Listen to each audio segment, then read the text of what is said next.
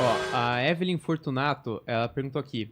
Pra Vivi, sobre a Rosa Weber assinar a favor do fechamento gradual dos hospitais de custódia, lei antimanicomial, Uhum. Chapinha ou assassino de Friburgo imputáveis podem sair livres? Sim. Também tem um acordo para fechar os manicômios judiciários, né?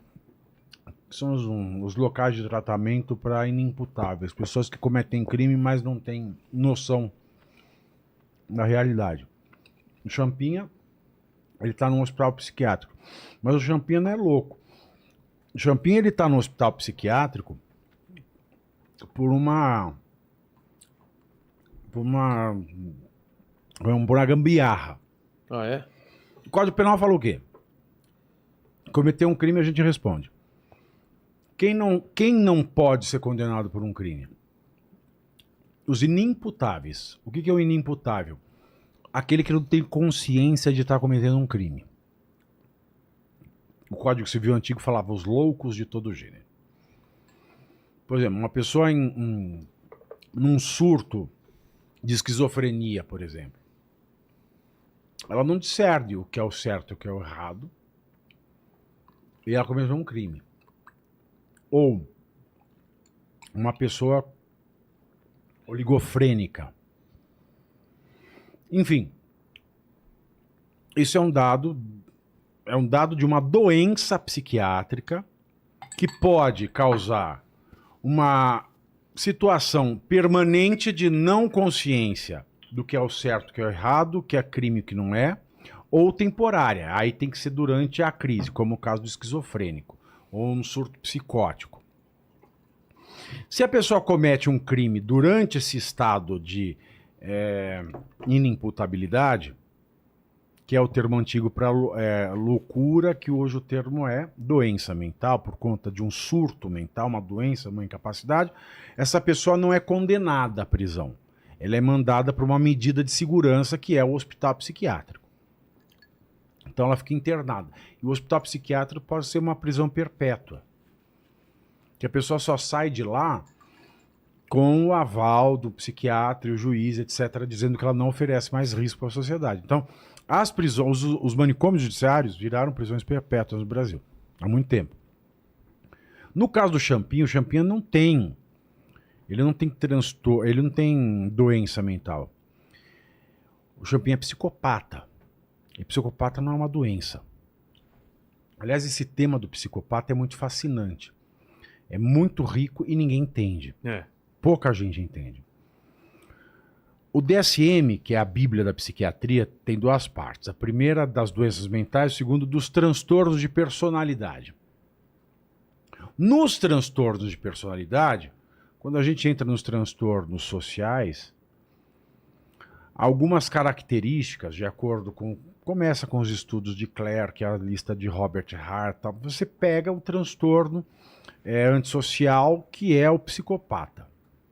Eu tô simplificando muito, porque essa discussão ela é muito mais capilarizada.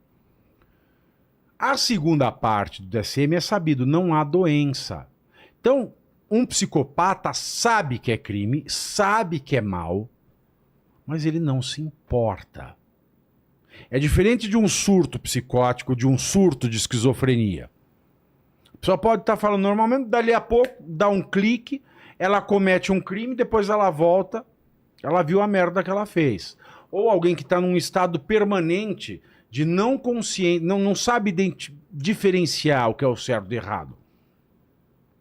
Então vai para o manicômio. Agora, o psicopata não é um doente. É uma condição misteriosa da humanidade que um percentual da humanidade é psicopata. Eles não sentem empatia. Tem um ego exacerbado. Eles não têm ódio por você. Não, eles não têm amor por você. Simplesmente não sentem nada. Eles simplesmente não se importam. Exatamente. A única coisa que que importa no universo é ele. É a existência dele. Eu conheço uma pessoa assim. Eu conheço muitas. O Paquito, por exemplo. O Paquito é assim. A única coisa que importa é ele. Você, para ser um psicopata, falta pouco.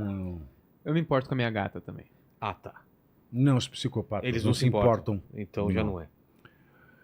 E você se importa com a sua comida também? Você se importou em não atrapalhar Exato. o negócio? Você Me ficou importo aqui tentando, bastante. fazendo chaves, tentando abrir? Não. Não daria esse laudo. E tem um grande psicólogo forense, o Christian Costa, ele tem um trabalho fantástico, né, de identificação de psicopatia no sistema carcerário brasileiro.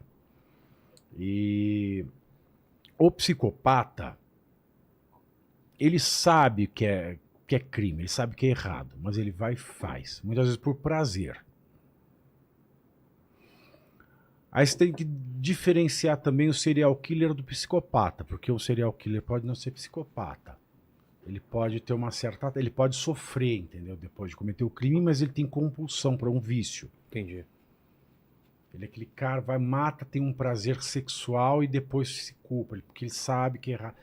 Então, é muito complexo. Essa seara da psiquiatria forense, ela é muito inexplorada no Brasil. E o Champinha é um psicopata. Então ele não é doente, então ele não é imputável, então ele não devia estar no manicômio judiciário. Devia estar preso. Devia estar preso. Mas se preso ele não estaria porque ele era menor. Ele estaria no sistema correcional para jovens infratores, já estaria solto. Aí o que um juiz fez uma gambiarra, ele deu um pedala ali que não se sustenta na legislação e mandou ele para o manicômio judiciário. Para ele ficar E isolado. lá ele está. Porque a legislação brasileira não sabe lidar com psicopata. E o sistema prisional só potencializa o psicopata. Porque o psicopata ele pode ficar o rei do cárcere. Ele domina aquela situação.